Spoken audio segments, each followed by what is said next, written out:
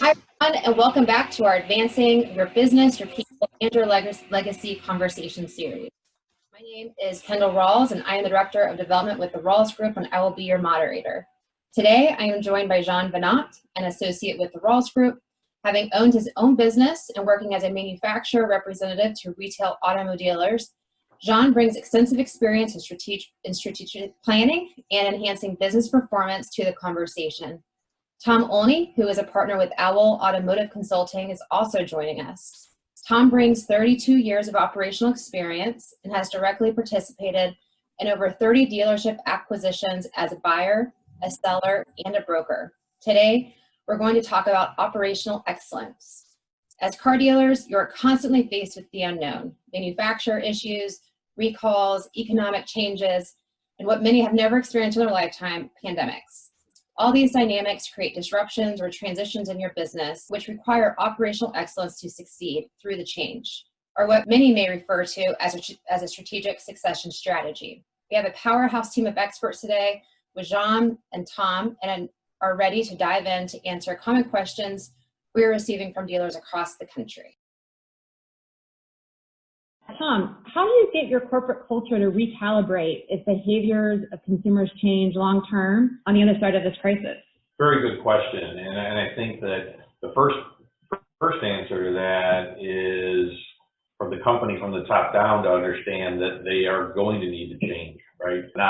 If they recognize ahead that changes are coming, they can try to be proactive and ahead of it. You don't want to be the last one to make the change. I think it goes back to two simple things. One is just the communication factor. It's something that's part of every meeting.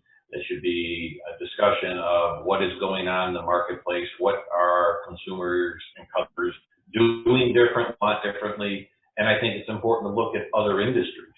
So we sometimes look at the auto industry with a very, narrow fist.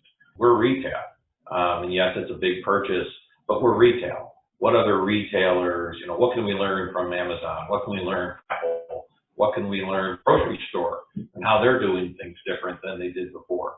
And then the most important thing, I think, is to ask your employee for their feedback, because they're the frontline people.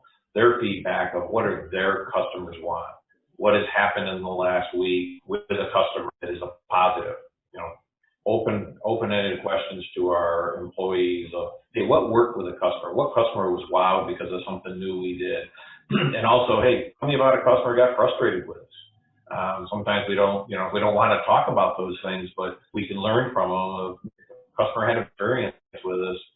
We're not perfect, and let's talk about it, what we could do different to solve it. So bottom line, communication, two-way with our employees is what's going to help us change. And a big component, as you were speaking of what I heard, was vulnerability, right? If we can't be vulnerable, then we can't look at ourselves and make the required adjustments, right? And which realistically is what we need outward that will impact our workforce.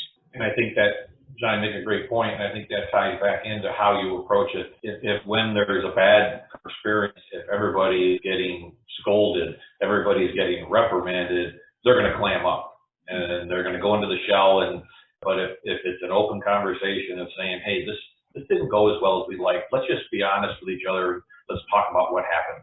And now we'll get that feedback from our employees that we wouldn't get if we just come hard on them because there was a customer who wasn't happy. So that's a very good point, John.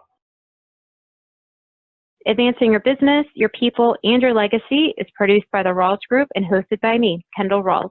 You can hear more of this discussion on our website at www.rawlsgroup.com. Thanks for listening.